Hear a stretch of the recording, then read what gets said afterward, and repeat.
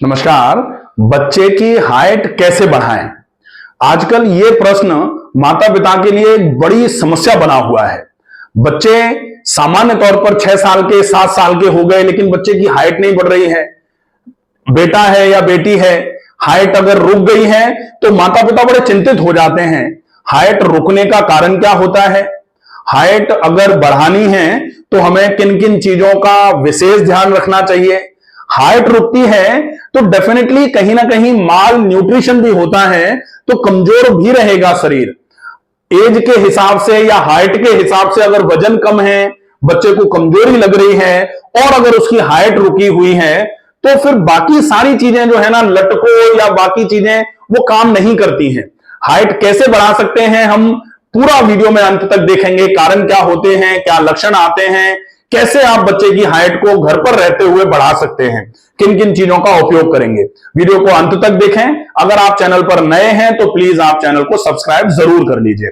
बच्चे की हाइट को बढ़ाने के लिए हम देखें, जैसे ये मान लीजिए बच्चा है, ठीक है, इसके ये कंकाल है। अगर इस पे पूरा मांसपेशियां पूरी लगा दी जाए अच्छे तरीके से तो हाइट बेसिकली मांसपेशियों की हाइट बढ़ने से हाइट नहीं बढ़ती किसी की।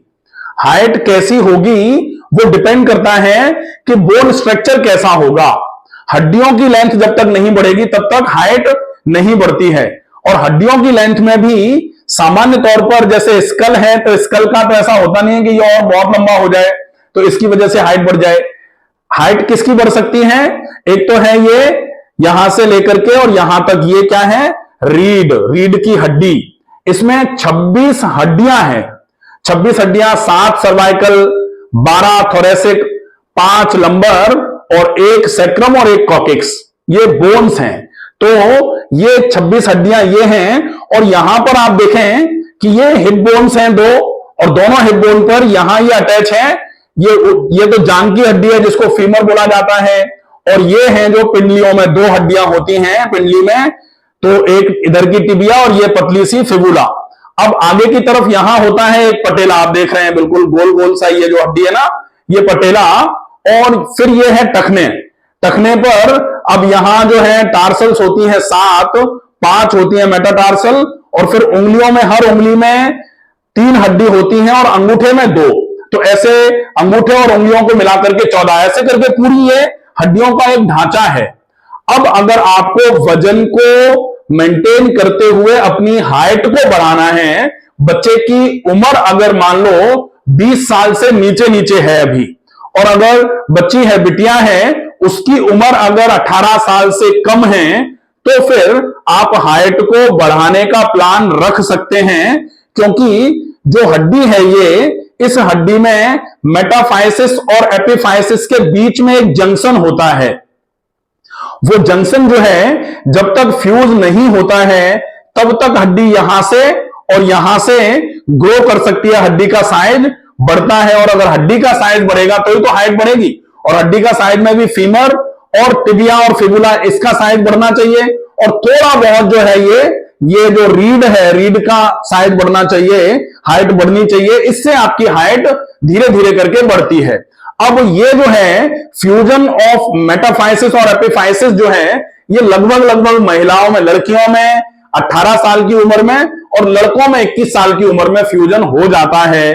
और फ्यूजन होने के बाद फिर बोन की हाइट को बढ़ाना लगभग बहुत ज्यादा प्रॉब्लमेटिक होता है, इम्पॉसिबल जैसा हो जाता है। तो हमें अगर बच्चों की हाइट को लेकर चिंता है तो वो चिंता जो है ना, वो 12 साल से 20 साल की उम्र में जितना है उतना कर लीजिए।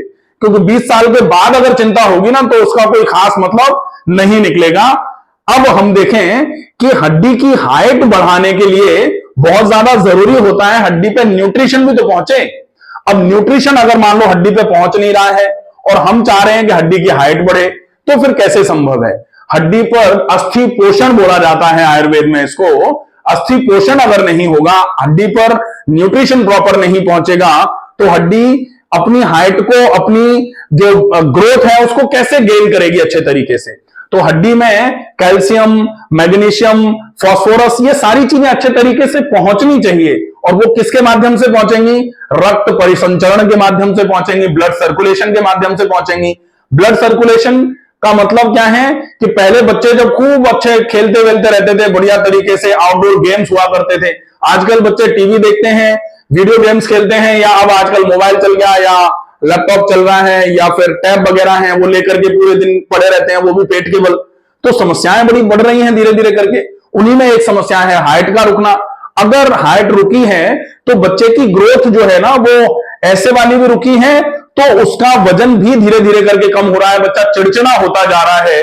अगर ये सब हो रहा है तो डेफिनेटली आपको बच्चे के न्यूट्रिशन पर काम करने की जरूरत है। बाकी चीजें बाद में काम करेंगी, पहला काम है न्यूट्रिशन। बच्चे की प्रॉपर जो आवश्यकताएं हैं शरीर की, वो आवश्यकताएं अगर पूरी हो जाएंगी तो डेफिनेटली धीरे धीरे करके हाइट भी बढ़ेगी, वेट भी बढ़ेगा, और बच्चा बिल्कुल अच्छे तरीके से बॉडी और ब्रेन वाइज फर्टाइल रहेगा, बहुत अच्छे तरीके से ग्रो करेगा।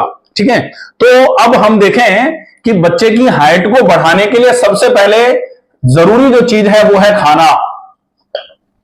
खाने में बच्चे को आप क्या क्या दें? सबसे पहला काम है ऐसा खाना दें जो पाचन तंत्र पचा जाए, पाचक भोजन जो जल्दी पच जाए, जल्दी पच जाए वैसा भोजन। क्या है आजकल क्या खा रहे हैं बच्चे आजकल ज्यादा से ज्यादा बाहर का खाना खाते हैं, क्योंकि बच्चे को घर का पसंद नहीं आ रहा, बच्चे को मैगी पसंद है, या बच्चे को पास्ता पसंद है, या बच्चा बाहर के ही जो भी बाहर आ रहा है मोमोज या फिर जो भी चीजें चल रही हैं, अगर वो खाएगा बच्चा तो डेफिनेटली वो तो डाइजेस्ट ही नहीं होना अच्छे तरीके से। और दूसरा, अगर मान लो खा भी ले वो, तो फिर व्यायाम नहीं कर रहा बच्चा, तो व्यायाम तो कर नहीं रहा। अब मान लो खा भी उल्टा सीधा रहा है और व्यायाम भी नहीं कर रहा। अगर कभी खाने में कहा जाता है ना कि जो नियमित व्यायाम करता है, अगर वो विरुद्ध आहार भी ले तो विरुद्ध आहार को भी पचाता है, क्या? व्यायाम। लेकिन हम विरुद्ध आहार भी ले रहे हैं और व्यायाम भी नहीं कर रहे, तो फिर डेफिनेटली प्रॉब्लम है। तो हमें इन दोनों में ही, ये जो नहीं कर रहे हैं इसको करना चालू करना है, और ये जो उल्टा सीधा खा रहे हैं इसको बंद करने की आवश्यकता है। इसको समझना बहुत ज्यादा आवश्यक है। ठीक है, और दूसरा जो होता है वो है कि जब वो भोजन आपके पाचन तंत्र में आपने पहुंचा दिया, वो पचे अच्छे तरीके से, इसके लिए खाने को एक तो खाना, दूसरा होता है अच्छे तरीके से खाना। अच्छे तरीके से अगर नहीं खाएंगे तो भी गड़बड़ है। अगर खाना हमने बहुत अच्छा खाया, बच्चे को हमने बहुत अच्छा खाना दे दिया, लेकिन बच्चा मोबाइल लेकर के बैठा हुआ है और मोबाइल में देखते हुए बच्चा खाना खा रहा है। अगर बच्चा मोबाइल में देखते हुए खाना खाएगा तो डेफिनेटली ये मान लो कि उसका पाचन अच्छे तरीके से खाने का नहीं होगा, क्योंकि खाने पे उसका मन ही नहीं है, फोकस ही नहीं है, वो पूरा का पूरा तो देख रहा है फिर खाया जा रहा है। तो एक तो क्वांटिटी ऑफ फूड जो है ना वो डिस्टर्ब हो जाती है। कभी कभी बच्चे देखते देखते ज्यादा खा जाते हैं, और कभी कभी बच्चे मोबाइल देखते देखते बिल्कुल भी नहीं खा पाते हैं। तो ये दोनों ही गड़बड़ हो जाते हैं। तो तरीके से खाना, बहुत चबा करके खाएं बच्चे खाने को, ये आप एंश्योर करिए। अगर बच्चा प्रॉपर तरीके से खाने को चबा करके नहीं खा रहा है तो फिर आपके कंटेंट भी बेकार है। अच्छा खिला रहे हो, अगर तरीके से नहीं खाएगा तो वो काम नहीं आएगा, ये ध्यान रखना पड़ेगा। ठीक है, तो अच्छा भी खिलाइए, अच्छे तरीके से खिलाइए बच्चे को, प्रॉपर तरीके से। अगर जैसे पानी, ये खाना और अच्छा खाना सही तरीके से खिलाना, इसके बाद पानी अगर ज्यादा मात्रा में पिएगा बच्चा तो फिर ब्लड सर्कुलेशन अच्छा रहेगा। पानी एलिमिनेशन कराता है, गंदगियां पूरी निकलती रहेंगी, और थोड़ा थोड़ा करके बार बार करके बच्चा अगर पानी पीता रहेगा तो धीरे धीरे करके आप देखेंगे कि खाना अच्छा खाया था, तरीके से खाया इसलिए पच करके आंत में उतरा, अच्छी मात्रा में पानी जा रहा है, पूरा एब्जॉर्ब होकर के ब्लड में गया। और फिर उसको साथ में कराना है व्यायाम।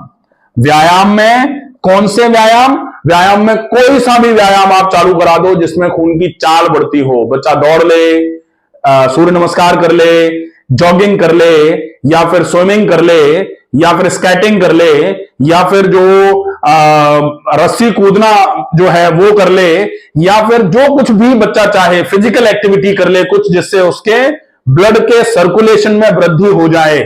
और ब्लड के सर्कुलेशन में वृद्धि होगी, धीरे धीरे करके उसके हड्डियों तक अच्छे तरीके से पोषण पहुंचना चालू होगा जो हमने खाया है। क्योंकि जो हमने खाया अगर वो हड्डी तक ही नहीं पहुंचेगा तो फिर किसी मतलब का नहीं है खाया हुआ। अगर खाया हुआ हड्डी तक पहुंचाना है तो व्यायाम आवश्यक है। और व्यायाम में सामान्य तौर पर पहले तो कुछ भी शुरू करा दीजिए, और उसके बाद बारी आती है कि मांसपेशियों को स्ट्रेच कराने वाला, मसल्स स्ट्रेच जिसमें ज्यादा हो। और कौन सी वाली मसल्स? पैरों की मांसपेशियां और पीठ की पूरी मांसपेशियां अच्छे तरीके से स्ट्रेच हो तो बहुत अच्छा रहता है। आप सूर्य नमस्कार का अभ्यास बच्चे को जरूर कराइए। ज्यादा से ज्यादा, अगर ज्यादा नहीं हो पा रहा है तो कम से कम 12 राउंड तो सूर्य नमस्कार का एक बार सवेरे और एक बार शाम को जरूर कर ले बच्चा।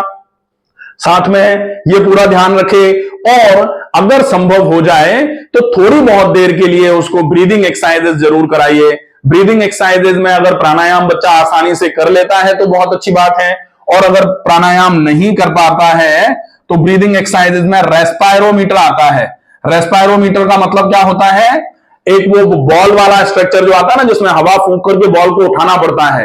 तो बच्चा मान लो वैसे नहीं करना चाह रहा है योगा या ब्रीदिंग प्राणायाम, तो फिर उसको जैसे 30 बार हवा को फूंकना है और जब 30 बार पूरा हो जाए तो उसको पलट करके हवा को खींचते हुए बॉल को ऊपर उठाना है।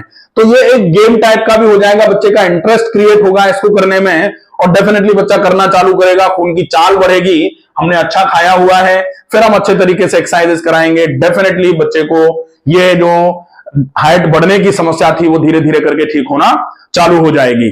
अब ध्यान रखना है कि अगर बच्चे का डाइजेस्टिव ट्रैक्ट ठीक नहीं है, डाइजेस्टिव सिस्टम ठीक नहीं है, पाचन बच्चे का अगर सही नहीं है, तो पाचन उसका ठीक हो जाए इसके लिए सामान्य तौर पर उसको ज्यादा मात्रा में फल खिलाइए, खूब सारे मात्रा में उसको सलाद खिलाइए, लेकिन सलाद खाने के या तो 1 घंटे पहले खिलाया या फिर खाने के कम से कम 2 से ढाई घंटे के बाद खिलाया, इसका विशेष ध्यान रखना पड़ेगा। ठीक है। फिर बच्चा का पेट अगर अच्छे तरीके से साफ नहीं हो पा रहा है सवेरे सवेरे, तो बच्चे को दिन में 2 बार 5-5, 7-7 मुनक्के खिला सकते हैं। रात को भिगो दिए, सवेरे खिला दिए, सवेरे भिगो दिए, शाम को खिला दिए। मुनक्के बहुत अच्छे रहते हैं, ये पेट को भी साफ कराएंगे, प्लस आयरन रिच होते हैं, तो ब्लड बिल्डर माने जाते हैं। बहुत अच्छे तरीके से ये बच्चे की कमजोरी को दूर करेंगे और पेट की धुलाई सफाई करवाने का काम करेंगे। तो मुनक्के खिला सकते हैं।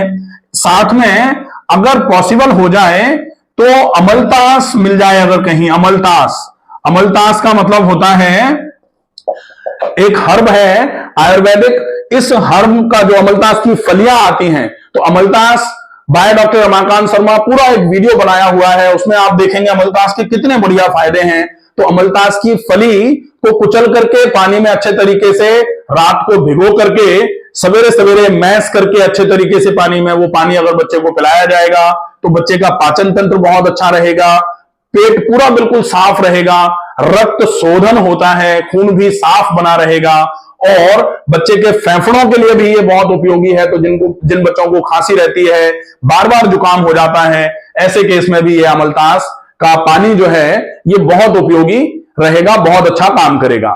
साथ में अब बारी आती है, जैसे बच्चे को आप थोड़ा सा दूध के साथ में, अगर जैसे मुनक्के आपने पहले खिला दिए तो कोई बात नहीं, दूध जो है बच्चे को दूध दे रहे हैं, दूध के साथ में थोड़ा गुड़ जरूर मिला दीजिए। दूध के साथ में गुड़ मिला देंगे तो दूध जो है कफ कारक नहीं रहेगा, गुड़ जो है म्यूकोलाइटिक होता है, बहुत अच्छे तरीके से काम करेगा। और साथ में बच्चे को कोशिश करिए दिन में 2 बार, एक बार जूस और एक बार किसी भी चीज का सूप। तो सूप अगर जैसे टोमेटो सूप दे सकते हैं तो बहुत अच्छा है, और जूस में कोई भी 1 गिलास जूस, जैसे जूस अगर अनार का देना चाहे तो अनार का दे दीजिए। अनार के अलावा अगर जैसे बच्चा चाहे तो उसको मौसम्बी वगैरह का जूस, अगर उसको अच्छा लगे तो मौसम्बी का जूस भी दिया जा सकता है, जो उसके पाचन तंत्र को मजबूत करने का काम करेगा और प्रॉपर न्यूट्रिशन उसकी बॉडी में पहुंचेगा। अगर प्रॉपर न्यूट्रिशन पहुंच गया, फिर प्रॉपर सर्कुलेशन करा देंगे, बच्चे की हाइट डेफिनेटली धीरे धीरे करके बढ़ना चालू हो जाएगी। स्वस्थ रहिए, सुरक्षित रहिए। अगर ये वीडियो आपको पसंद आए तो ज्यादा से ज्यादा ऐसे लोगों को पहुंचाइए जो बहुत ज्यादा परेशान है अपने बच्चों की हाइट को लेकर के। अगर उन तक ये वीडियो पहुंचेगा तो मूल जो है, जो बेसिक प्रॉब्लम है हाइट नहीं बढ़ने के पीछे, वो अगर पेरेंट्स समझ जाएंगे तो डेफिनेटली बच्चों की हाइट धीरे धीरे करके बढ़ना चालू हो जाएगी। स्वस्थ रहिए, सुरक्षित रहिए। धन्यवाद।